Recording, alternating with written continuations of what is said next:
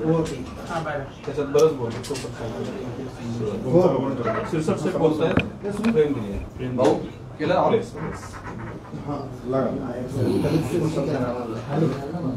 संजय राऊतांचा मुद्दा सांगतो सामना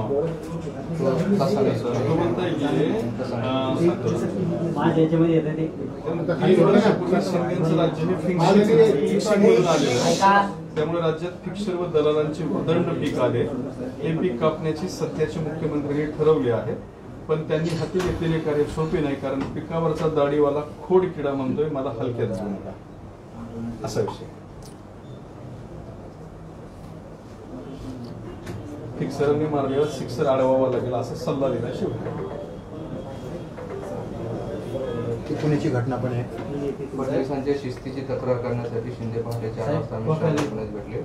फडणवीस आमच्या पोटावर मारत आहे व आमच्या साधारणची पोटे रिकामी करत आहे असं शिंदे शहांना म्हणाले.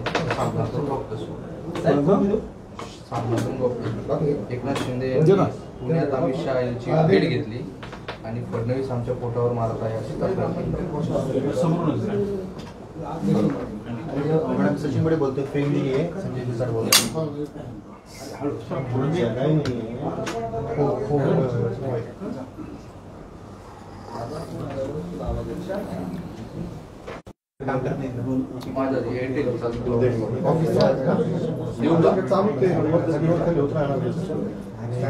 जिओ पण आहे.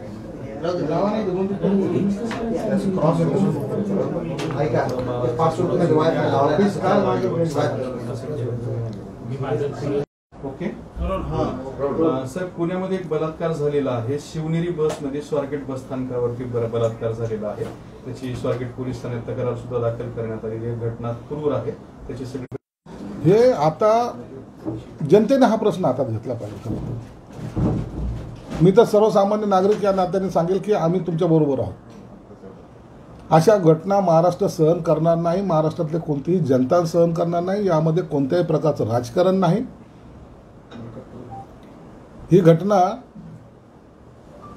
आमच्या महाराष्ट्रातल्या कोणतेही माय भगिनी असेल ती आमची आहे आणि म्हणून या घटनेचा आम्ही तीव्रपणे निषेध तर करतोय, परंतु जेवढ्या शक्य होईल तेवढ्या शक्य तातडीनं अशा लोकांना फासावर लटकवलं पाहिजे. सरकारवर प्रश्न उपस्थित होतोय ना की सरकार बघा, तुम्ही ह्या प्रत्येक गोष्टीला सरकारवर ढकलू नका. एखादा विकृत माणूस एखाद्या ठिकाणी अशी जर घटना करत असेल तर त्याला सरकारच्या पाठिंब्याने तो करतोय का? सरकारचा त्याला पाठिंबा असतो का? मी सरकार म्हणून तुम्हाला सांगतो, मी सरकारमध्ये एक जबाबदार पदाधिकारी मंत्री आहे. अशा लोकांना ठेचून मारलं पाहिजे, ही माझी भूमिका आहे. बलात्कार होईपर्यंत सरकार करतंय काय असा प्रश्न. प्रत्येक माणसाला संरक्षण देता येत नाही हे प्रत्येकाला जाणीव आहे. याचं राजकारण करायचा प्रयत्न करू नका. याचा सिरियसनेस घ्या. एका महिलेवर बलात्कार होतोय, बसमध्ये होतोय, स्वारगेट सारख्या ठिकाणी होतोय, हजारो लोक तिथं असतात, गजबजलेला भाग आहे. अशा ठिकाणी जर होत असेल तर त्या ठिकाणी तातडीने आरोपी अटक केला असेल, नसेल तर तो भाग जाऊ द्या. पण तो अशी घटना घडताच कामा नये या भूमिकेत सर्वजण असतात. सरकार कुणाचंही असो, कुणाचंही सरकार असलं तरी कोणी ह्या गोष्टीचा त्याला सगळेजण निषेधच करतील. कोणी याला चांगली घटना म्हणणार नाही किंवा चांगली घटना म्हणायचं काही कारण नाही. म्हणून सरकारवर आरोप करण्यापेक्षा आपण सर्वांनी सामूहिक ही आपली जबाबदारी आहे. अशा या नराधामाला फाशी शिक्षा झाली पाहिजे. शक्ती कायदा हा अशा प्रकरणांमध्ये जलद न्याय देण्यासाठी आणलेला होता. शक्ती कायद्याचं स्टेटस काय आहे सर, आणि कधीपर्यंत म्हणजे अंमलात येऊ शकतो काय? शक्ती कायदा हा नव्याने येतोय, तो भाग वेगळा आहे. परंतु आताही आपल्याकडे असे कायदे अस्तित्वात आहे. जलद गतीनं न्यायालयामध्ये हा खटला चालवता येतो. तातडीनं फास्ट ट्रॅकपेक्षाही फास्ट ट्रॅकमध्ये आपल्याला चालवता येतो. आज अटक केली, उद्या आरोपीला कोर्टासमोर घेऊन गेलं, तातडीने FIR त्याचा दाखल करून टाकला, तातडीने त्याचं चार्जशीट दाखल केलं, महिनाभरात त्याचा निकाल दिला, माणसाला फासावर लटकवलं. तरच या समाजामध्ये अशी विकृत कामं करण्याच्यावर आळा बसेल आणि त्यांना एक धाक निर्माण होईल. पण साहेब, हे सार्वजनिक ठिकाण आहे, शासकीय ठिकाण आहे, त्या ठिकाणी पोलीस सुरक्षा असते. तिथून रोडच्या पलीकडल्याच साईडला पोलीस स्टेशन आहे स्वारगेटच्या त्या ठिकाणी. असं असताना सुद्धा जर बलात्कार असतील तर महिलांनी घराच्या बाहेर निघायचं. बघा, याच्यामध्ये कृपा करून राजकारण आणू नका. घटनेचं कोणीही समर्थन करत नाही, प्रत्येकजण निंदा करतोय.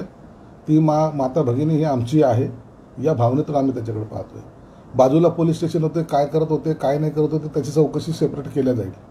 परंतु या घटनेचा आम्ही सर्वजण निषेध तर करतोय आणि आरोपीला जितक्या लवकर तातडीनं फासावर लटकावता येईल त्यासाठी सुद्धा सरकार प्रयत्न करेल.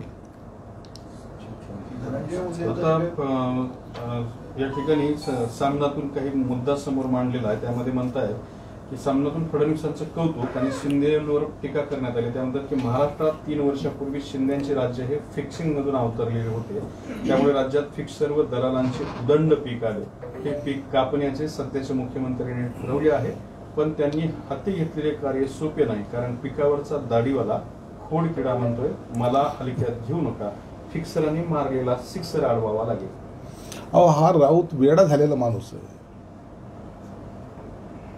देवेंद्र फडणवीस आज मुख्यमंत्री झालेत, त्यापूर्वी एकनाथ शिंदे साहेब मुख्यमंत्री होते. त्यांच्या मंत्रिमंडळामध्ये कोण कोण होतं? देवेंद्र फडणवीस साहेब होते, अजितदादा होते. त्यांनी तिघांनी मिळून चालवलेलं सरकार होतं.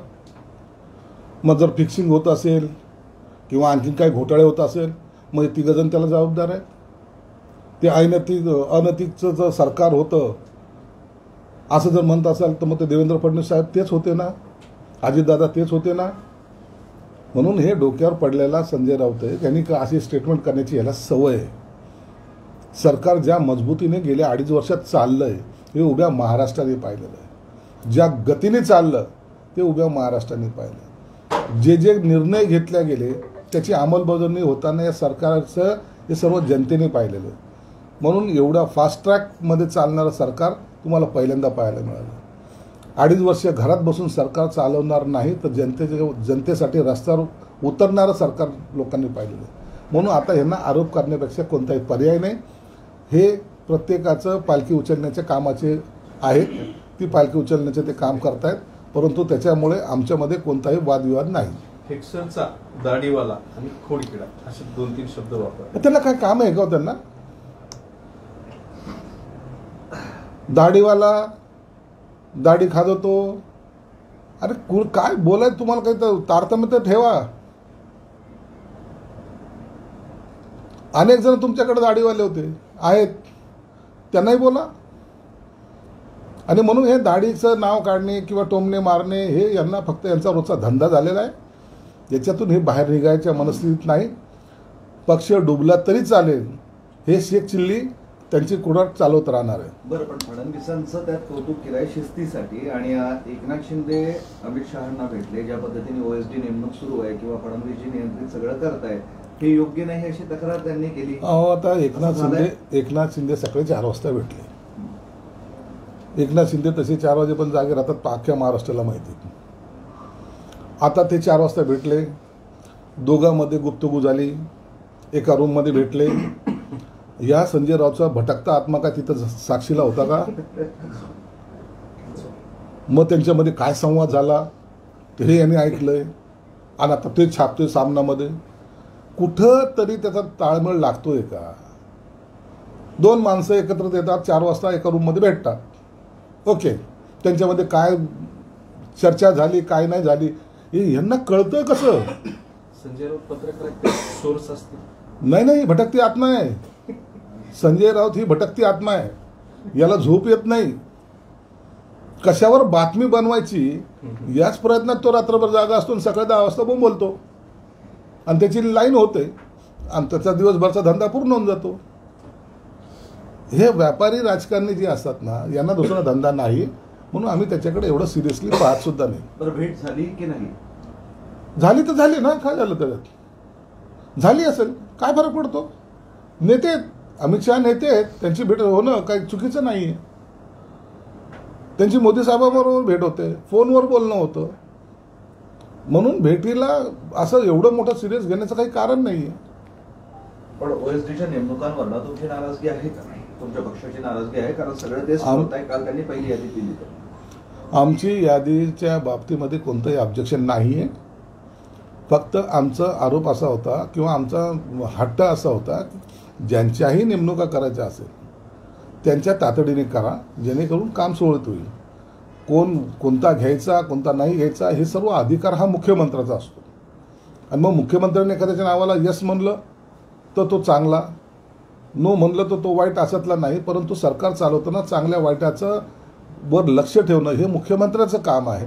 म्हणून ते नेमणुका करताना ते सर्व अँगलने पाहून नेमतात आणि त्याचं आम्हाला समाधान आहे. आम्ही त्यांच्या त्या गोष्टीचं आम्हाला सुद्धा कौतुक आहे. पण तुमच्या पक्षाचे मुख्यमंत्री असताना त्यांनी असं काही केलं नाही, त्यांनी ती मुभा दिली होती सगळ्यांना. हो, ज्याचे त्याची काम करण्याची पद्धत वेगळी असते. ज्याचे काम करण्याची पद्धत वेगळी आहे. त्यांना असं वाटतं की आपल्या सरकारमध्ये असे कोणतेही फार अनेक जण आहेत मंत्रालयात, नाही म्हणता येणार नाही, जे अधिकारी म्हणून नाही तर बाकीच्या गोष्टीच्या याच्यामध्ये इंटरेस्ट म्हणून काम करणारे अधिकारी आहेत. म्हणून त्याच्यावर जर वचक लावायचं काम जर सरकार करत असेल किंवा देवेंद्र फडणवीस साहेब करत असतील तर ते गैरसुद्धा नाही आहे.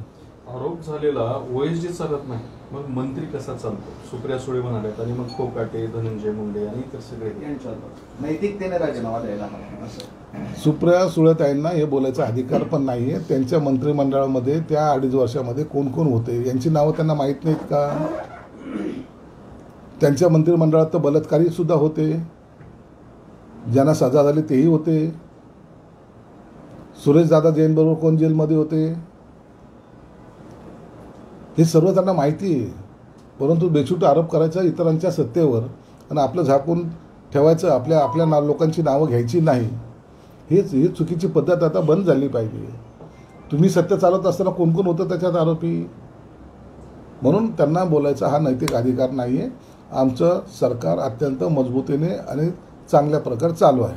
जयंत पाटील आणि चंद्रशेखर बावनकुळेंची त्यांच्या निवासस्थानी भेट घेतली, सोबत राधाकृष्ण विखे पाटील होते आणि खुलासा असा केला की भेटीचा हेतू राजकीय नव्हता. तर काय असं नसेल ना, राजकीय नसेल, त्यांचं काम असेल.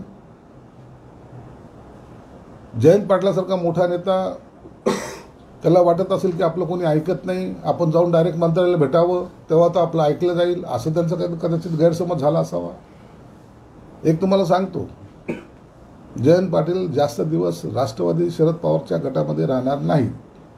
मी पूर्वी एकदा सांगितलं होतं, अशोक चव्हाणाबद्दलचं मी भाकीत केलं होतं, मी अजितदादाबद्दलचं बोललो होतो. आणि त्याच पद्धतीने जयंतरावसुद्धा एक चांगले नेते आहेत, त्यांचा तिथं दम घुटमवतोय. ते पक्ष सोडतील म्हणजे सोडतील, केव्हा आणि कधी याचा टायमिंग फक्त ते मॅच करतायत. जी योग्य वेळ येईल त्या दिवशी जयंत पाटील हे पक्ष सोडतील, एवढं मात्र निश्चित. उपमुख्यमंत्री एकनाथ शिंदेकडून नीलम गोरेंची पाठराखण केली आहे. नीलम गोरेंनी त्यांचे काळे धंदे बाहेर काढल्यामुळे त्यांना मिरच्या झोंबल्या असतील असं शिंदे साहेबांचं म्हणणं आहे. हे बघा, ते झालेलं प्रकरण आता इथपर्यंत ठीक आहे. ज्यांच्यावर आरोप केले त्यांनी आतापर्यंत काही बोलले नाही, पण इतरांच्याच अंगात यायला जास्त सुरुवात झालेली. कुणाची आबरू गेली आणि कोण दावा दाखल करते इथपर्यंत तो प्रकरण गेलेलं आहे. आता आम्ही त्या प्रकरणाला फुल स्टॉप देतोय. आम्हाला त्या प्रकरणाशी आता कोणतेही वादविवाद घालायचा नाही. या सगळ्या विषयावरती एक साधा पत्रकारांना मला पडलेला प्रश्न असा आहे, एवढ्या सगळ्या मर्सिडीज ठाकरे कुटुंबांनी ठेवल्या. अहो, बोलायचं असतं. मर्सिडीज म्हणजे हा काही असा 15 मर्सिडीज आणि 20 मर्सिडीज कोणी घेत नसतात. सगळे व्यवहार मर्सिडीजमध्ये नसतात होत. काही खोक्यात होतात, काही कंटेनरमध्ये होतात, काही बावड्यामध्ये होतात. राणेसाहेब जेव्हा बोलले की तुमची बावडी किती मोठी, किती घडे ओतले तरी भरत नाही, याला उत्तर का देत नाही?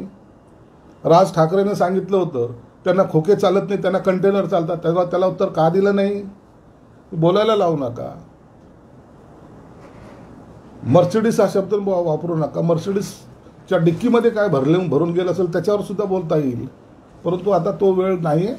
आम्हाला ह्या रिकाम्या उद्योगामध्ये जायचं नाही.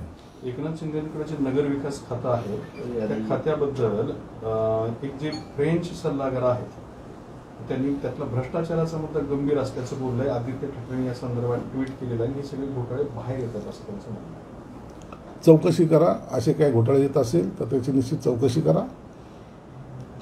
तुमचे सर्वांशी चांगले संबंध आहेत, त्यांना चौकशी करायला लावा. आणि जर उघड झालं तर जी शिक्षा होईल ती शिक्षा आम्हाला मान्य आहे. राष्ट्रवादीचे अमोल मिटकरी आहेत, ते म्हणतात की संदीपान भुमरे यांच्या OSDने 5 कोटी रुपये मागितले होते आणि असाच अनुभव तानाजी सावंत, संजय राठोड, कृषीमंत्री अब्दुल सत्तार यांच्या बाबतही आलेला आहे. या बाबतीची मला माहिती नाही आहे. परंतु निश्चित त्याची दखल एकनाथ शिंदे साहेब घेतील. सुषमा अंधारेंनी नीलम गोरेंना अब्रू नुकसानीची नोटीस दिलेली आहे. दिली ना, सिनियर काउन्सिल आहे त्यांना कायदा जास्त कळतो म्हणून त्यांनी नोटीस दिली असावी. त्याचं उत्तर निलमताई देतील. बीड जिल्ह्यात मस्साजोग ग्रामस्थांचं अन्नत्याग आंदोलन सुरू आहे. दुसरा दिवस आहे त्या ठिकाणी. मस्साजोगच्या आंदोलनामध्ये जो एक आरोपी आहे जो आता पण भेटत नाही, माझी वैयक्तिक अशी शंका आहे त्या आरोपीचं झालंय काय, तो खरंच जिवंत आहे का फरार आहे, यावर आता पोलिसांनी तपास केला पाहिजे. गेले 3 महिन्यापासून एखादा आरोपी या भारतातून बाहेर गेला आहे का, त्याचा खून झाला आहे का, तो कुठं खरोखर फरार आहे, याबाबत पोलिसांनी सिरियसली पाहिलं पाहिजे. की कारण इतक्या पोलिसाची टीम जाऊन सुद्धा जर तो आरोपी सापडत नसेल तर त्याच्यावर शंका घ्यायला वाव आहे. म्हणून मस्साजोगचं जे आंदोलन चालू आहे त्या आंदोलनाला तुम्ही उत्तर त्या आरोपीला पकडूनच देता येईल, बाकी कोणतेही कारण दाखवता येणार नाही. गृह विभागाचं अपयश होण्याचे आरोपी सापडले. अपयश नाही पण प्रयत्न कमी पडतात हे निश्चित आहे. जरांगे पाटील म्हटले होते की जर मुख्यमंत्री एकनाथ शिंदे असेल आतापर्यंत आरोपी पकडले गेला असता. असं नसतं. पोलीस आपलं काम करतायत. पोलिसांच्या काम करण्यावर आम्ही प्रश्नचिन्ह निर्माण करत नाहीत, परंतु एवढं निश्चित आहे तो आरोपीचं काय झालं याचं उत्तर पोलिसाला द्यावं लागेल. धनंजय मुंडे आणि माणिकराव कोकाटे यांच्या राजीनाम्यावरून राष्ट्रवादीत 2 मतप्रवाह पाहायला मिळत आहे.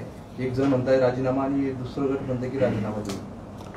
आता पक्षाचा अंतर्गत प्रश्न आहे. आता दोन्ही मंत्री त्या राष्ट्रवादींचे आहेत, अजितदादा त्यांचे नेते आहेत. अजितदादाने काही अनेक वेळा सुतोवाच केलेला आहे, म्हणून त्या पक्षाच्या अंतर्गत असलेल्या घडामोडीवर त्या पक्षाच्या ज्येष्ठांनीच आता तो निर्णय घेतला पाहिजे.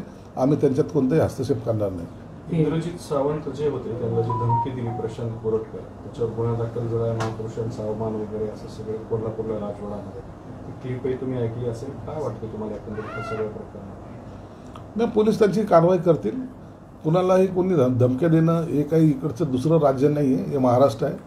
महाराष्ट्रामध्ये कायद्याने चालणारं हे राज्य आहे. म्हणून कोणत्याही व्यक्तीला, कोणतेही राजकीय असो सामाजिक असो, त्यांना कोणीही काही जरी केलं तरी त्यांच्यावर कारवाई ही पोलीस करणारच. संभाजीनगरचे जे तुमच्या विरोधात लढलेले लोक आहेत तेच पुन्हा आता भाजपमध्ये जातात. सिल्लोडचं मनकर असतील किंवा दिनेश परदेशी असतील, पश्चिममधले हा प्रश्न तुम्ही जे काही भाजपचे लोक जे काही उबाठाचे तिकीट घेऊन लढले होते, हा प्रश्न आता तुम्ही उबाठाच्या लोकांना विचारा ना. निष्ठेने आलेले तुमच्याकडचे शिवसैनिक ज्यांनी विधानसभा लढली ते तुम्हाला सोडून का चाललेत याचा प्रश्न तुम्ही उबाठाला विचारा. आम्हाला त्याच्याशी कोण कुठं गेलं किंवा कुठं आलं आमच्यावर काही फरक पडत नाही. बरं, ते राजू शिंदे जे आहेत तुमच्या विरोधात निवडणूक लढवले होते, त्यांनी असा आरोप केला की संजय शिरसाट यांनी ह्या निवडणुकीमध्ये 60 ते 70 कोटी रुपये खर्च केला, इतका पैसा वाटून ते निवडून आले. मला तिकीट घ्यायला पैसे लागले नाही एवढं सत्य आहे. इलेक्शनमध्ये काय खर्च केला नाही केला याचा हिशोब मी इलेक्शन कमिशनरकडे दिलेला आहे. त्याच्यात काही असं आणखीन डाऊट असेल तर तुम्हाला न्यायालयाचे दरवाजे उघडे आहेत, तुम्ही तिकडे जावं. बरं,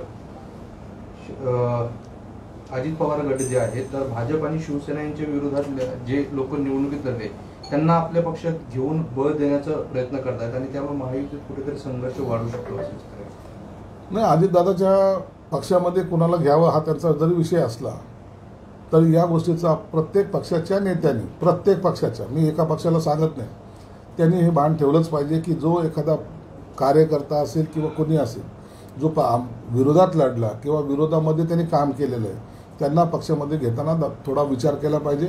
नसता अशा कार्यकर्त्याचं पीक जोमानं वाढेल आणि मग दर निवडणुकीला त्याचा फटका हा पक्षाला निश्चित बसेल.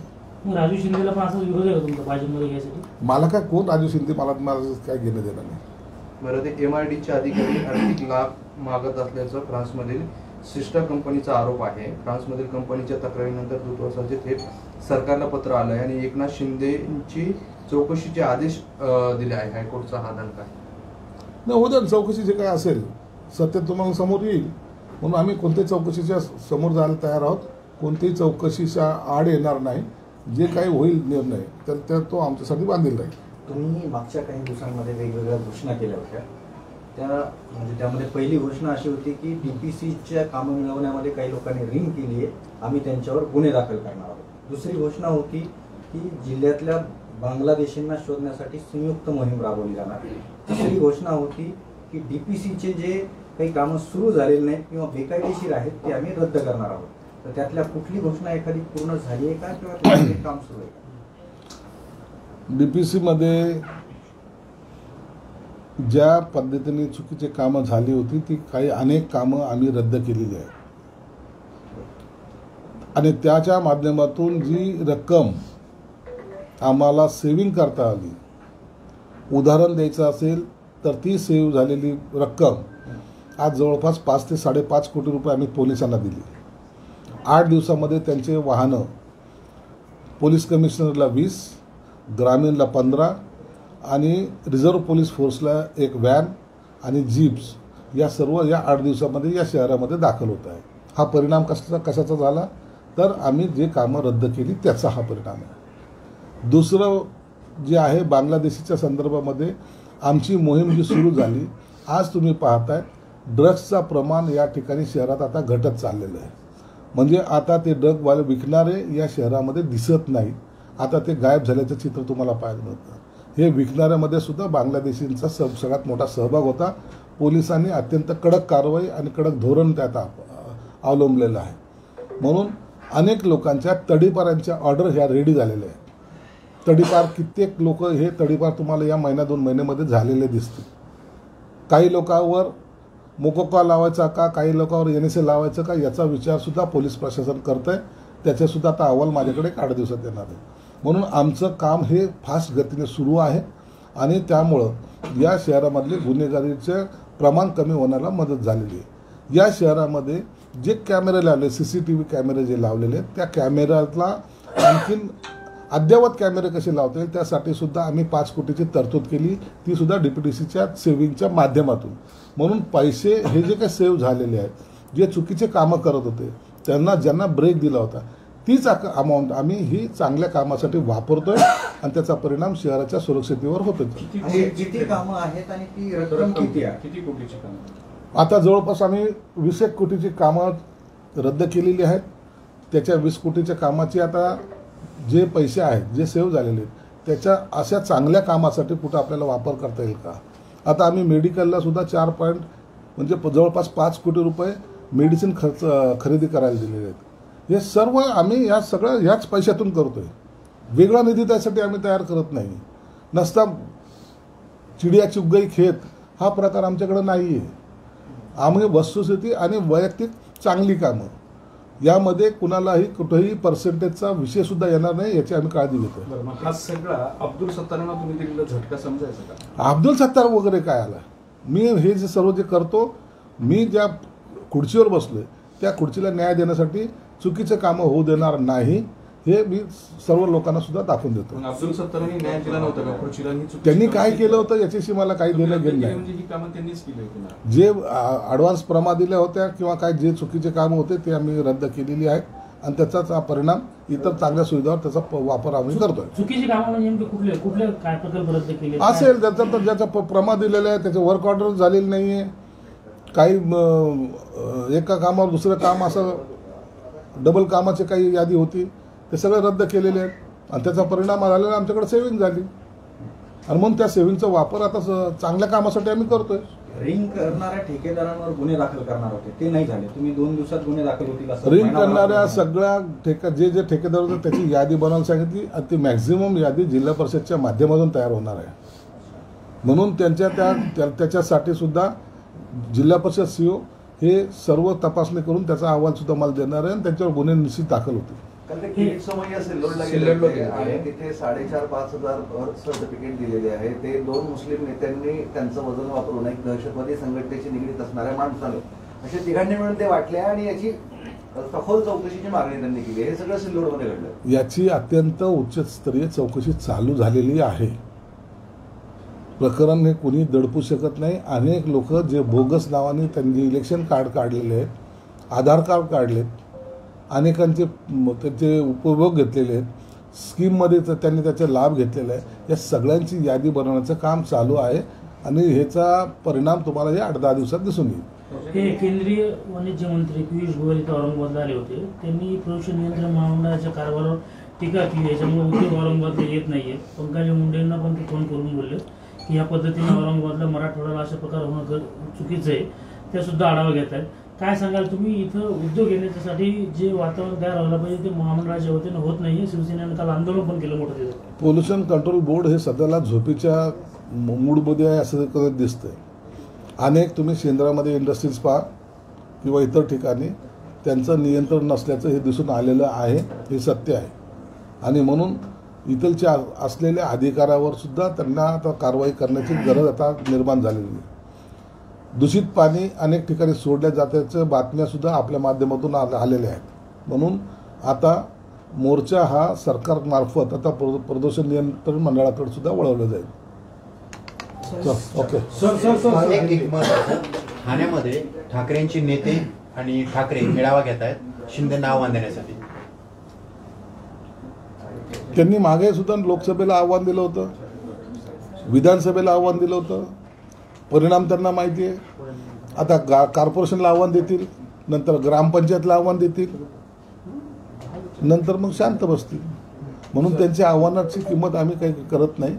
आव्हान द्यायला तर त्याच्याकडे ताकद आहे ना माणसं आहेत. सर, समाज कल्याणामार्फत जे SC STचे विद्यार्थी त्याला जी काही शिष्यवृत्ती दिली जाते ती अनेक महिन्यापासून दिलेली नाही. म्हणजे स्वधार योजना आहे, त्या स्वधार योजनेमध्ये जे विद्यार्थी फॉर्म भरतात त्यामध्ये त्यांच्याकडून काही त्रुट्या असतात, त्यामुळे ते त्यातून बाद होतात. मात्र समाज कल्याण अधिकाऱ्याचं असं म्हणणं आहे की जे काही स्वधार योजना असते हा फॉर्म कॉलेजनेच भरणं गरजेचं असतं, मात्र ते त्यांची जबाबदारी विद्यार्थ्यावर टाकतात, त्यामुळे यापासून अनेक विद्यार्थी वंचित राहतात. निश्चित त्याची दखल आम्ही घेऊ.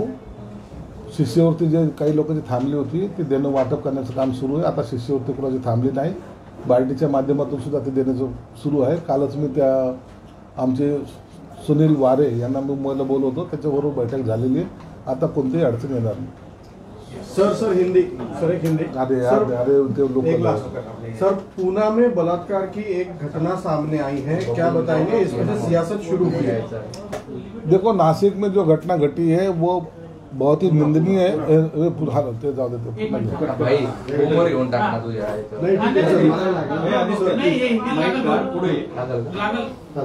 ठीक है सर, प्लीज. पूना में स्वारगढ़ के यहाँ बस में जो घटना घटी है वो बहुत ही निंदनीय है, हम उसकी निंदा करते हैं. लेकिन ऐसी घटना जो विकसित आदमी ने की है उसको तो मुझे लगता है रास्ते पे ही उसको कुचलना चाहिए था. ये मैं मंत्री होने के बावजूद भी बड़े जवाबदारी से बोल रहा हूँ. ये मनोवृत्ति ये लोगों की ठीक नहीं रहती. ये समाज को बदनाम करते हैं, बहू बेटियों को उनकी इज्जत उछालते हैं और ये महाराष्ट्र के संस्कृति के खिलाफ है. हमारी बहू बेटी कहीं भी कोई भी रास्ते से बिल्कुल आत्मविश्वास से चलना चाहिए, ये हमारा कोशिश रहती है.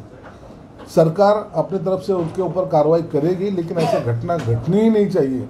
इसके लिए ऐसे क्रूर लोगों को कड़ी से कड़ी सजा देने का काम भी सरकार करेगी. सर, जयंत पाटिल जी ने चंद्रशेखर बावनकुळे से मुलाकात की है, क्या जयंत पाटिल के बारे में आप बताएंगे, क्या आपका अनुमान है? जयंत पाटिल साहब राष्ट्रवादी शरद पवार चंद्र पार्टी में खुश नहीं है. ये बहुत बार आपने देखा होगा. और मैं आपको बताना चाहता हूँ, जयंत पाटिल ज़्यादा दिन वहाँ रहेंगे नहीं.